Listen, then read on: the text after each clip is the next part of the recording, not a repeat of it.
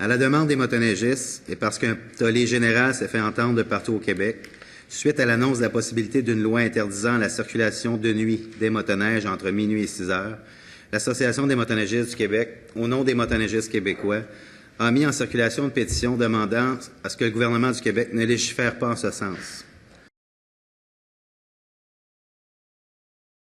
L'Association des motoneigistes du Québec demande que le projet de loi 121 soit modifié à l'égard du règlement concernant les heures de circulation. Actuellement, l'article 47.2 du projet de loi, tel qu'il est libellé, permettrait à n'importe quel MRC de modifier par l'adoption d'un règlement les heures de circulation pendant lesquelles la circulation des véhicules hors route est permise.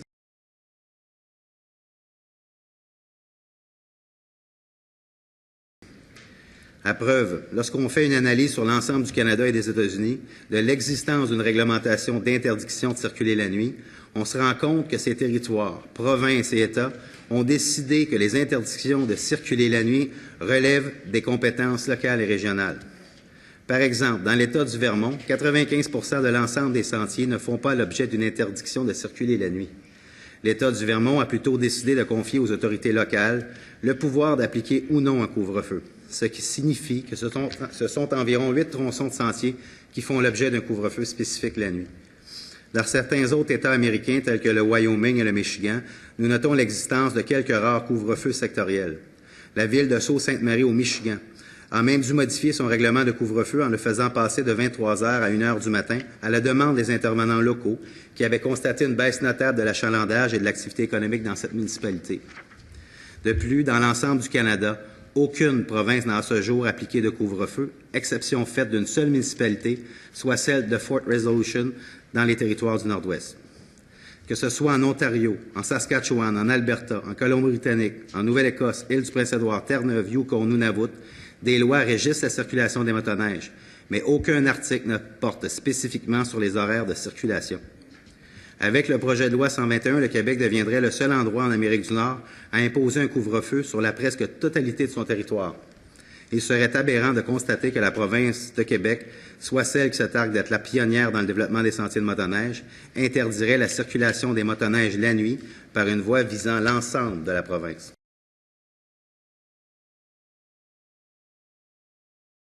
Madame Fredette. Parfait, merci, voilà. Merci beaucoup. Donc, si je peux me permettre, effectivement, que ce qu'on se rend compte quand on entend les motoneigistes, quand on entend ce qu'ils disent, et quand on lit le projet de loi, c'est que oui, peut-être qu'il y a quelque chose à faire au niveau de certains tronçons problématiques, qu'il faudrait probablement qu'ils soient fermés à certaines heures. Ce qu'on nous, on veut être sûr, c'est que la fermeture de ces heures-là aux endroits problématiques le soit à des heures uniformes.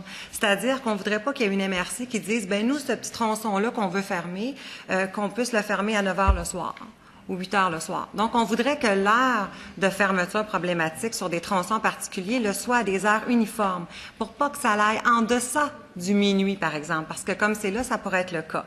Donc, ça, c'était une première chose. Deuxièmement, quand on regarde ça au final, puis qu'on entend partout parler les motoneigistes, on se dit, pourquoi est-ce que la loi serait faite dans le sens que les MRC ou la municipalité, ou dans le fond les MRC, comme vous venez de dire tantôt, Monsieur le ministre, serait qu'ils doivent aller adopter une résolution pour permettre d'ouvrir entre minuit et 6 heures du matin.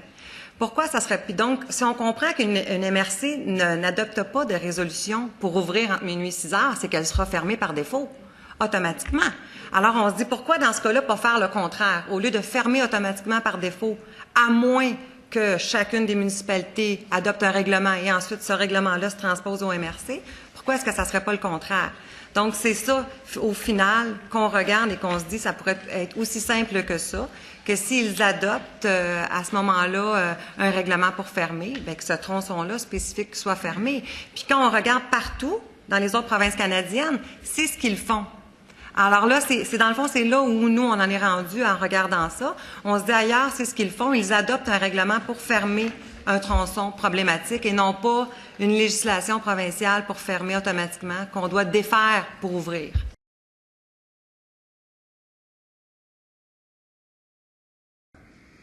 Concernant les heures de circulation des véhicules en route, la Fédération et ses partenaires considèrent l'encadrement proposé dans le projet de loi comme étant satisfaisant.